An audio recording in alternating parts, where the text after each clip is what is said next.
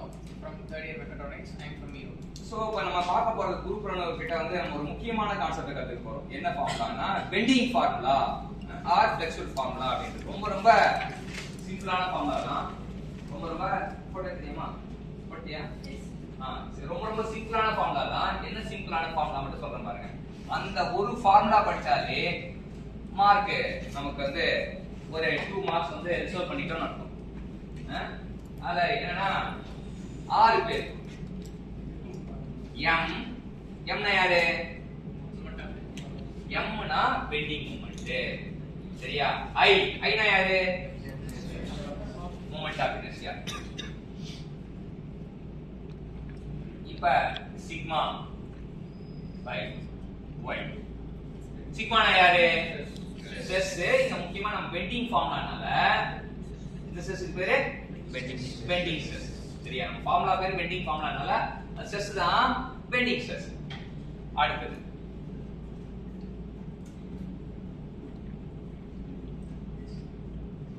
E by R. இதான் formula. 6 பேர். என் பேர் 6டா. ஊரு அடையாறுடா. என் மேல கை வச்சா டார் அப்படினோம். சரி 6 படத்துல m by I sigma by y E by R. இப்ப இத வந்து சிக்மான்றது வந்து டிப்ளோமா புக்ல வந்து சிக்மாக்கு பதிலா பெண்டிங் ஸ்ட்ரெஸ் எப்படி சொல்லுவாங்கன்னா டிப்ளோமா புக்ல F ன்னு யூஸ் பண்ணிருப்பாங்க.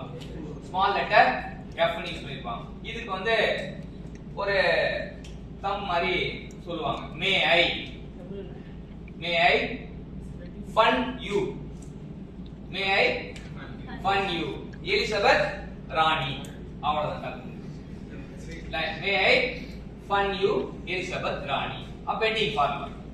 F வந்து டிப்ளோமா புக்ல இருக்கும். ஆனா வந்து இன்ஜினியரிங் புக்ல வந்து என்ன இருக்கும்? சிக்மா இருக்கும். இப்ப இதான் வந்து இது. இப்ப இதுல இத பார்த்தவனோ மே ஐ fund you எலிசபெத் ராணி. அப்படி அந்த கதை ஸ்டோரி. அவ்வளவுதான். அப்ப கதை ஞாபகம் வச்சுக்கிறோம், ஃபார்முலா ஞாபகம் வச்சுக்கிறோம். ஃபார்முலாக்கு அப்புறம் இப்ப வேரியபிள் தான் வச்சுக்கணும். ஒவ்வொரு யூனிட் தெரியும். பெண்டிங் மூமென்ட் யூனிட் யாரு? என்ன? Bending moment. மூமென்ட்னா என்ன? ஃபோர்ஸ் இன்டு பர்பெண்டிகுலர் டிஸ்டன்ஸ்ல you can moment of inertia. Audience எப்பா ஜோதி லைக்கே வாங்குப்பா. Sigma newton per metre. Very good. நீங்க சொல்லும் போது எனக்கே வந்து உற்சாகம் வரும். y metre Arun. E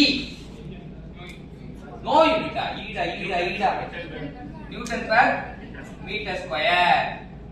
r அவ்வளவுதான். இப்ப ஃபார்முலா தெரிஞ்சுக்க. ஃபார்முலா படிக்க ரொம்ப கஷ்டம் கிடையாது. மே ஐ fund you ராணி இல்ல மே m by I sigma by y E by R போட்டோம். அப்புறம் யூனிட் தெரிஞ்சுக்கணும். யூனிட்லாம் தெரிஞ்சதுக்கு அப்புறம் நம்ம முக்கியமா நம்ம புரிஞ்சிக்க வேண்டிய விஷயம் தகவல் என்ன அப்படின்னு பாத்தீங்கன்னா இதுல வந்து சில பேர் ஜோடி சேர்ப்போம். நம்ம வந்து technical duet, technical love, technical fight, love. இப்போ யாருக்கு லவ் பண்ண வைக்கலாம் அப்படின்னு பாத்தீங்கன்னா EI சிவனும் சத்தியம் சேர்ந்தா மாஸ்டரா மாதிரி ஐயும் சேர்ந்தா ஃப்ளெக்சுரல் ரிஜிடிட்டி. அதுக்கு பேர் EI வந்து ரொட்டேஷன் வந்து எதுவும் சொல்லலாம ஆனா வந்து அவனுக்கு ஐயும் சேர்ந்தா ஃப்ளெக்சுரல் ரிஜிடிட்டி. ஃப்ளெக்சுரல்னா ஃப்ளெக்சுரல்னா பெண்டிங் அர்த்தம். பெண்ட் பண்ணும்போது வளைய மாட்டேன்னா அது பேர் தான் என்னது? Flexural rigidity. அப்ப டிஃபைன் பண்ணு flexural rigidity. It is the resistance to the bending. Flexibility is the property of material which resists the bending. சரியா? அப்ப product A unit flexibility unit. flexibility unit பா newton metre square. Very good, super அருமை. சரியா? அப்புறம் இது technical love. ஒரு love duet ஒன்னு பாடியாச்சு. EI சேர்ந்து ஜோடியா ஒரு டூயட் பாடியாச்சு. அடுத்து ஃபைட் இந்த fight technical fight. I by y என்னன்னு சொல்லுவோம்? ஆல்ரெடி சொல்லிட்ட கதை. I by y னா யாரு? Section modulus.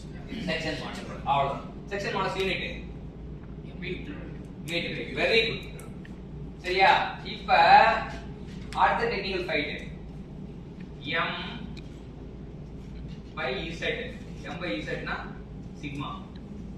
சரியா? பெண்டிங் மொமென்ட் பை செக்ஷன் மாடுலஸ்னா சிக்மா. அதாவது அந்த y இங்க கொண்டு வந்தனா சிக்மா m by z வந்துரும். சரியா? So m by z is the important term. M by z is nothing but it is the ratio of bending moment to section modulus is called as bending stress அவ்வளவுதான். Bending stress கேட்டாங்கன்னா m by z. z க்கு value தெரியும் உங்களுக்கு. ஸ்கொயருக்கு சர்க்கிளுக்கு முன்னாடி போட்டுருக்கீங்க. அப்ப stress bending stress எல்லாம் கண்டுபிடிச்சலாம். Bending stress கண்டுபிடிக்கணும் அப்படின்னா இப்ப சர்க்குலர் கிராஸ் செக்ஷன் என்ன வரும்? z ஓட வேல்யூ சர்க்குலருக்கு வந்து என்ன வரும்? 5dt by 32 வரும்ல.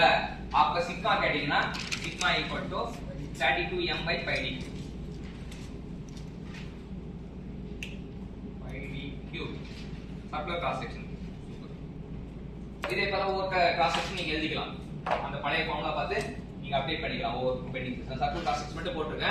நீங்க எல்லா cross rectangle cross section bending stress வரும். ஸ்கொயர் கிராஸ் செக்ஷன் என்ன பெண்டிங் ஸ்ட்ரெஸ் வந்துரும். சோ பெண்டிங் ஸ்ட்ரெஸ் ஃபார்முலா வந்து இதுதான். இப்போ சிக்மாவோட ஃபார்முலா தெரியுது, z ஓட ஃபார்முலா தெரியுது, e னா தெரியும். சரியா? இப்ப எனக்கு ஸ்ட்ரெஸ் வந்து வாழ்க்கையில அதிகமா இருக்கணும் ஆசைப்படுவீங்களா கம்மியா இருக்கணும் ஆசைப்படுவீங்களா? எனக்கு ஸ்ட்ரெஸ் கம்மியா தான் இருக்கணும். இல்ல ஸ்ட்ரெஸ்ஸா இருக்கணும்.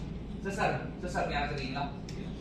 அப்ப ஸ்ட்ரெஸ் கம்மியா இருக்கும். ஸ்ட்ரெஸ் கம்மியா இருக்குன்னா ஒரு டிசைன் இன்ஜினியர் நீ தான் வந்து உலக புகழ்பெற்ற டிசைன் இன்ஜினியர் பிரணவ் நம்ம முன்னாடி இருக்காரு. அப்ப ஸ்ட்ரெஸ் கம்மியா இருக்குன்னா என்கிட்ட ரெண்டு பாசிபிலிட்டி இருக்கு. ஸ்ட்ரெஸ்க்கு என்ன பண்ணலாம்? Sigma equal to m by z. அப்ப சிக்மா கம்மியா இருக்குன்னா எப்படி? ரெண்டு m எப்படி இருக்கணும்? m கம்மியா இருக்கும். z வந்து அதிகமா இருக்கும். சூப்பர். அவ்வளவுதான் டிசைன் இன்ஜினியர் ஆயிட்டான். பிரணவ் வந்து குரு பிரணவ் வந்து டிசைன் இன்ஜினியர் ஆயிட்டான். எப்போ வந்து z அதிகமா இருக்கணும் சொல்றானோ நம்ம ரெண்டு கிராஸ் செக்ஷன் கொடுக்குறோம். இன்ஜினியரியா பிரணவையா எனக்கு இந்த ரெண்டு காம்பவுண்ட்ல எதையா சூஸ் பண்றது அப்படின்னா அவன் போடுவான். z இதுக்கு z கண்டுபிடிப்பான், அதுக்கு z கண்டுபிடிப்பான். ரெண்டு zல எது அதிகமா இருக்கோ அது இது யூஸ் பண்ணணும். ஆல் இட் இஸ் ரெக்கமெண்டட் அப்படின்றோம். அப்ப ரியல் இன்ஜினியர் போலி இன்ஜினியர்லாம் கிடையாது. ரெண்டு கிராஸ் செக்ஷன் கொடுக்குறேன். ரெண்டு கிராஸ் செக்ஷன் z கண்டுபிடிப்பான். z கண்டுபிடிக்க ஃபார்முலா மனப்பாடம் பண்றல டிசைன் டேட்டா புக்ல இருக்கும். கண்டுபிடிச்சு okay you can use this அப்படின்னா பக்கா டிசைன் இன்ஜினியர் உருவாயிருச்சு. அப்ப z should be higher.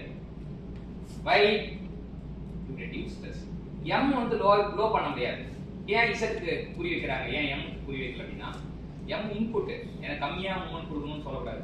நான் ஆல்ரெடி என் மூவ்மென்ட் ஃபிக்ஸ்டு இவ்வளவு கொடுக்கணும். அப்ப m பத்தி பேச மாட்டாங்க. ஆனா அது சொல்லிக்கலாம் m கம்மியா இருக்கணும் z இருக்கணும். அது தியரிட்டிக்கல். ஆனா பிராக்டிகலா நம்மளோட பாராமீட்டர் வந்து டிசைன் பாராமீட்டர்